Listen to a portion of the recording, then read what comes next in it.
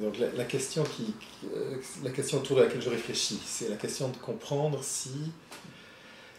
il y a une geste caractéristique de l'histoire juive. Si le qualificatif ne fait qu'évoquer simplement les gens à propos desquels on écrit une histoire, ou si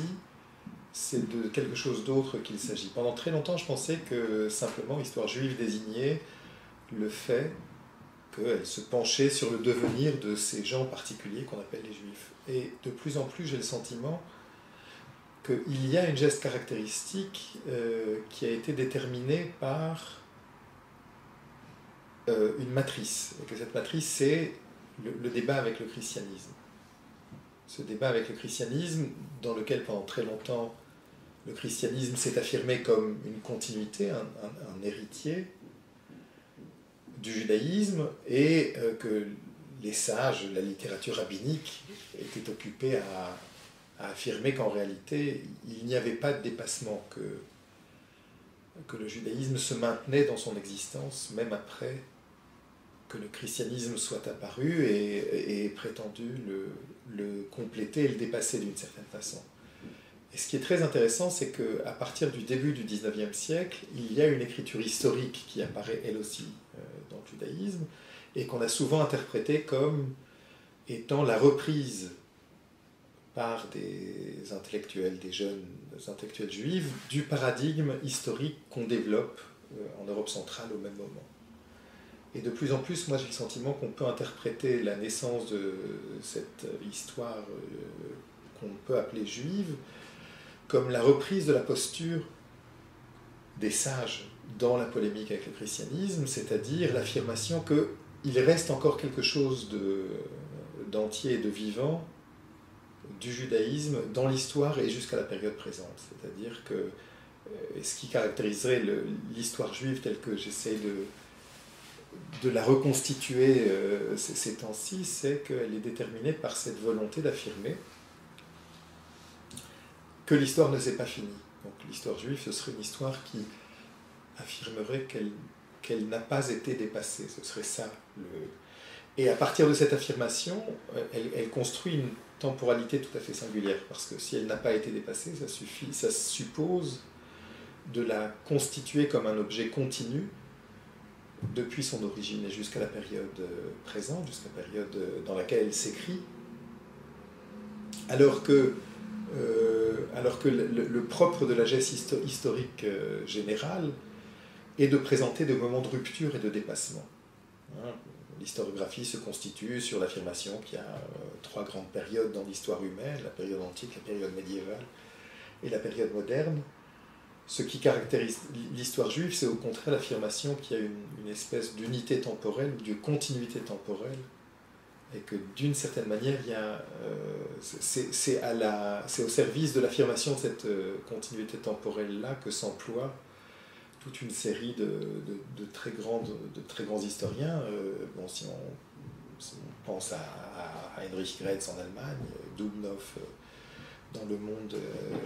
de l'Europe orientale, et puis ensuite la suite de ces très grands historiens, que ce soit dans le contexte de l'école historiographique israélienne, enfin palestinienne puis israélienne, et puis ou bien nord-américaine. L'œuvre de Baron, c'est exactement ça, c'est l'affirmation de cette continuité, de cette unité de la période antique et jusqu'à la période contemporaine. D'une certaine façon, toute une série de très grands auteurs israéliens, enfin de l'école de Jérusalem, font le même mouvement, que ce soit Yitzhak Ber, qui commence par une étude du judaïsme médiéval et qui ensuite se spécialise dans la période du Second Temple, ou Yecheskel Kaufmann, qui lui fait un mouvement chronologiquement inverse, qui commence par la période biblique, grand spécialiste du texte biblique, et puis qui ensuite travaille sur la période postérieure. Enfin, bref, la caractéristique intéressante, ce serait cette affirmation qui reprendrait une des thématiques importantes de la polémique avec le christianisme, cette affirmation que quelque chose reste, Que l'histoire, ça n'est pas uniquement se pencher sur ce qui change, que l'histoire, c'est aussi prendre en compte ce qui ne change pas. Le dernier étant dans cette... héritant de cette geste-là, pour moi, étant Yerushalmi, étant Yosef Chaim Yerushalmi, cet historien américain de l'Université de Columbia, qui est le successeur de Baron à la chaire d'histoire juive, mis en place dans cette université en 1930, et dont toute l'œuvre est déterminée par cette volonté de transcender les ruptures chronologiques et de reprendre les questions de leur origine biblique jusqu'à la période présente. C'est vraiment l'empreinte forte de cette façon de faire, de la façon de faire de Yerushalmi, et qu'on retrouve dans la plupart de ces grands textes, de ces articles les plus importants, avec une démarche qui est complètement à contre-temps de ce que pratique l'historiographie au même moment, qui, elle, se compartimente de plus en plus. Elle justifie la compartimentation en affirmant que d'une période à une autre, il y a des formes de dépassement qui se produisent, qui justifient le fait qu'on compartimente, alors que Yerushalmi, lui, est au contraire dans une espèce de tentative de montrer les... C'est pas une posture structuraliste, mais de montrer ce qui ne change pas, tout autant que ce qui change. C'est pas une négation du fait qu'il y a du changement dans l'histoire, bien sûr, mais c'est la reprise d'une geste qui est très profonde et très ancienne dans la tradition juive, d'affirmation que quelque chose reste, que tout ne change pas, que quelque chose de fondamental, qu'une trame fondamentale demeure, reste,